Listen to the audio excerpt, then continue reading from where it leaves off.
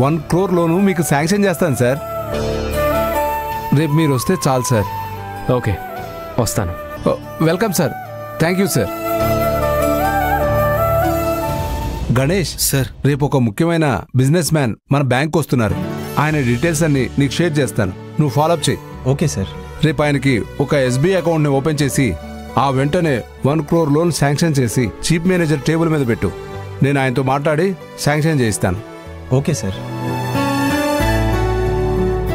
ఇది గనక పూర్తి చేస్తే ఈ మంత్ టార్గెట్ పూర్తవుతుంది. అలాగే ఒక పెద్ద కస్టమర్ మన బ్యాంకుకు వచ్చిన క్రెడిట్ మనకే దక్కుతుంది. ఓకే సార్, నేను చూసుకుంటా. సార్ ఉండండి సార్, చాలా ముఖ్యమైన విషయం గురించి మాట్లాడుతున్నాను, కొంచెం సేపు వెయిట్ చేయండి. గణేష్, రేపు ఆ ట్రాన్సాక్షన్ ముగిసే వరకు పలానా VIP వస్తున్నారని మన స్టాఫ్కి ఎవరికీ తెలియకూడదు. Okay sir. అలా తెలిస్తే ఇంకో బ్యాంకుకి ఆయన తీసుకెళ్ళి వేరే అకౌంట్ ఓపెన్ చేయిస్తారు. Okay sir. చాలా ముఖ్యమైన అకౌంట్ ఇది, మన బ్యాంకుకే రావాలి. అర్థమైందా? అర్థమైంది సార్. అలాగే అశ్విన్ గురించి? మీ ఫ్రెండ్ సంగతి నేను చూసుకుంటా, నువ్వు వెళ్ళి పని చూసుకో. అశ్విన్ వస్తారా? సరేరా. ఏంటి, ఇప్పుడు మీకు 10 లక్షల లోన్ కావాలి అంతే కదా? నేను ఇప్పిస్తా. మీరిద్దరూ వచ్చిన వేళా విశేషం ఇది. సిటీలో పెద్ద బిజినెస్ మ్యాన్ కొడుకు తనంతట తానే కాల్ చేసి మా బ్యాంకులో అకౌంట్ ఓపెన్ చేస్తానని అన్నారు. లోన్ కూడా అడిగారు, కాబట్టి మీకు లోన్ కూడా శాంక్షన్ చేస్తాను. బట్ పర్సనల్ లోన్ ఇవ్వడం సాధ్యం కాదు. వేరే ఇంకో లోన్ చూస్ చేసుకుంటారా? ఒక 20 లక్షలు విలువ చేసే ఇల్లు కానీ, స్థలం కానీ, పొలం కానీ, వాటికి సంబంధించిన డాక్యుమెంట్స్ తెస్తే 1 డేలో 10 లక్షల లోను శాంక్షన్ చేయించి ఇస్తా. మీ శాలరీకి ఇంత లోన్ రాదు సార్. సో మీరు నేను చెప్పిన డాక్యుమెంట్స్ ఏమైనా పట్టుకురండి. ఏంటి ఆలోచిస్తున్నారు? అలాంటి డాక్యుమెంట్స్ ఉన్నాయా లేవా? అంటే అది ఉంది సార్. రేపు ఆ డాక్యుమెంట్స్తో వస్తాను సార్. 10 గంటలకల్లా రండి. సార్, ఆ 10 లక్షలు క్యాష్ దొరుకుతుందా? ఒకరికి వెంటనే ఇవ్వాలి. క్యాషియర్తో చెప్పి ఆ ఏర్పాటు చేస్తా.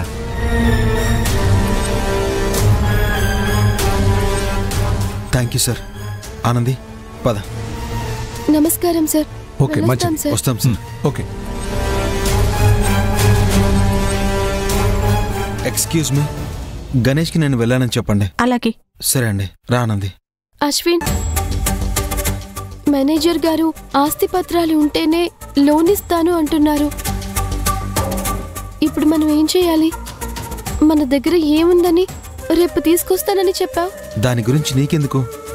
నా ఫ్రెండ్స్ కొంతమందితో మాట్లాడాను. వాళ్ళల్లో ఒకడు చాలా శ్రీమంతుడు. వాడి చేతిలో చాలా ల్యాండ్స్ ఉంటాయి.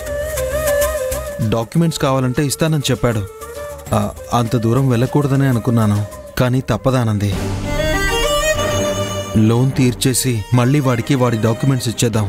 నా మూలంగా మీ స్నేహం చెడిపోకూడదు అశ్విన్, నాకు భయమేస్తోంది. అలా ఏం జరగదానంది. వాడు నా క్లోజ్ ఫ్రెండ్, నా కోసం ఏమైనా చేస్తాడు. చూడానంది, ఊళ్ళో ఆ పొలం కాగితాలు తిరిగి ఎలా తీసుకోవాలని మాత్రమే ఆలోచించు. ఇక దేని గురించి ఆలోచించుకో. అంతా నేను చూసుకుంటాను. నువ్వు కంపెనీకి వెళ్ళు, నేను నా ఫ్రెండ్ని కలిసి వాడి దగ్గర డాక్యుమెంట్స్ తీసుకొస్తాను. డబ్బు దొరుకుతుంది కదా అశ్విన్? ఖచ్చితంగా దొరుకుతుంది, ధైర్యంగా వెళ్ళు.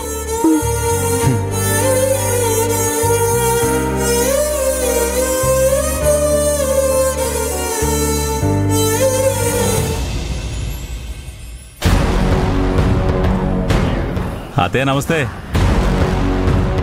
ఏంటి అందరు ఇలా వచ్చారు? ఏం కావాలి మీకు? మామ వెళ్ళాడా? ఎవరికి రా మావయ్య? పళ్ళు రాలిపోతాయి, జాగ్రత్త. అత్త, మావయ్య ఉన్నాడా లేడా? తనతో మాట్లాడాలి. మా ఆయన డబ్బు కోసం బయటికెళ్ళాడు. సరే, మావయ్య లేకపోతే ఏంటి, మీరున్నారు కదా, చెప్పాల్సింది చెప్పేసి వెళ్ళిపోతాం. చెప్పండియా. రేపటి లోపల 10 లక్షలు ఇస్తే సరే సరే, లేకపోతే పొలం అన్న చేతికి వెళ్ళిపోతుంది. అన్న మీతో ఏదో మాట్లాడాలన్నాడు, అందుకే తీసుకొచ్చాను. మీ సందేహాలు ఏమనుంటే అడుగన్నా. చూడు ముత్యాలమ్మ, నీ పొలం నేనే కొంటున్నాను. ఆ పొలంలో నేను వ్యవసాయం చేయబోతున్నాను. అక్కడ మీరేవో క్షుద్ర పూజలు చేస్తున్నారని చెప్పుకుంటున్నారు.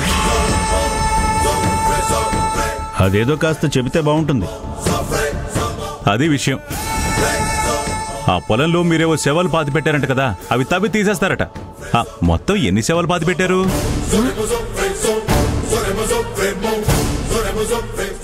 ఏవిరా శవాలు? ఇలా మాట్లాడితే దిక్కులేని చావు సస్తావు.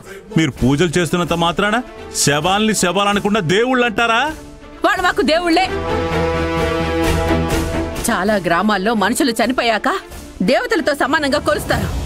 వాళ్ళు దేవతలైతే మా ఇంటాయన పూర్వీకులు కూడా దేవతలే. ఇంకోసారి ఇలా అడ్డదిడ్డంగా మాట్లాడితే నీ నాలుక చీరేస్తాను. ఊరికి ఎగిరెగిరి పడ్డం కాదు, రేపట్లోగా డబ్బు ఏర్పాటు చేసుకోండి. రేపట్లోగా మీ డబ్బు మీ చేతికి అందుతుంది. ఇంట్లో మగాళ్ళు లేని సమయంలో వచ్చి చెత్తవాగుడు వాకుండా మర్యాదగా బయటకెళ్ళండి. అత్త, ఇదయ్యే పని కాదు. ఒక్క రోజులో 10 లక్షలు తెచ్చి ఇవ్వగల సామర్థ్యం మీకుంటే ఈ రోజు మీ పరిస్థితి ఇలా ఎందుకుంటుంది చెప్పు? అమృత పెళ్ళెందుకు ఆగిపోతుంది? ఆనంది ఊరుగా నూరెళ్ళి ఎందుకన్నా కష్టపడుతుంది? మీరు ఇల్లు వాకిలి వదులుకొని ఈ ఇంట్లో ఎందుకుంటారు? అప్పన మామయ్య కంటే కోపం ఎక్కువ కాబట్టి అర్థం చేసుకోకుండా మాట్లాడతాడు. నువ్వు ఓర్పుతోనే ఉంటావు కదా. ఇప్పటికీ మించిపోయిందేం లేదు. ఆనంద్ నాకిచ్చి పెళ్లి చేస్తానని ఒక్క మాట చెప్పు. ఇదిగో ఒకే ఒక్క వారంలో మీ సమస్యలన్నీ తీర్చేస్తాను. ఏమంటావు? అలాంటి ఓ బ్రతకాల్సి వస్తే మేం చచ్చిపోతాం. నా చెల్లెలు ఆనంది డబ్బుతో వస్తానని చెప్పింది. తను డబ్బు తెచ్చాక మీ మొహాన ఆ డబ్బు కొట్టాకే మా పొలాన్ని మేము స్వాధీనం చేసుకుంటాం. ఇది జరగకపోతే అప్పుడు ఆ పొలాన్ని మీరు ఎవరికైనా అమ్ముకోండి. ఇప్పుడు ఇలా అనవసరంగా మాట్లాడకుండా బయటికి వెళ్ళండి. అమ్మా, నువ్వు లోపలికి రా.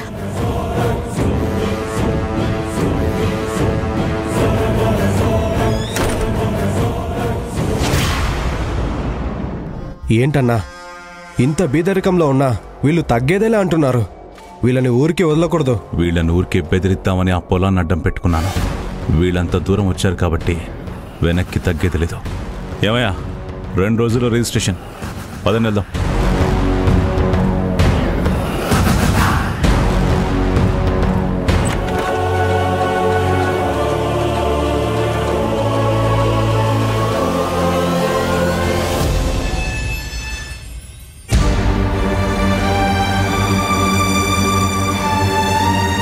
రే అశోక్, ఆ రోజు మీ ఊరికి వెళ్ళినప్పుడు మీ అమ్మా నాన్నలు పడుతున్న కష్టాలు చూసి నువ్వు తీసుకొచ్చిన నగలు వాళ్ళకి తిరిగి ఇచ్చేస్తానన్నావు. మరి ఇప్పుడేంట్రా ఆ నగల్ని తాకట్టు పెట్టడానికి బయలుదేరావు? ఏం చేయమంటావురా? ఆ నగలు తిరిగి మా వాళ్ళకి ఇచ్చేస్తానంటే నేను గొంతు కోసుకొని చచ్చిపోతానని మెడ మీద కత్తి పెట్టుకుని మరీ నన్ను బెదిరిస్తుందిరా వాణి. అవునా? అవునరా. ఇది ఎవరికీ చెప్పుకోలేక నాలో నేనే ఏడుస్తున్నానురా. వాణిని ప్రేమించినందుకు నాతో పాటు మా వాళ్ళు కూడా శిక్ష అనుభవిస్తున్నారా.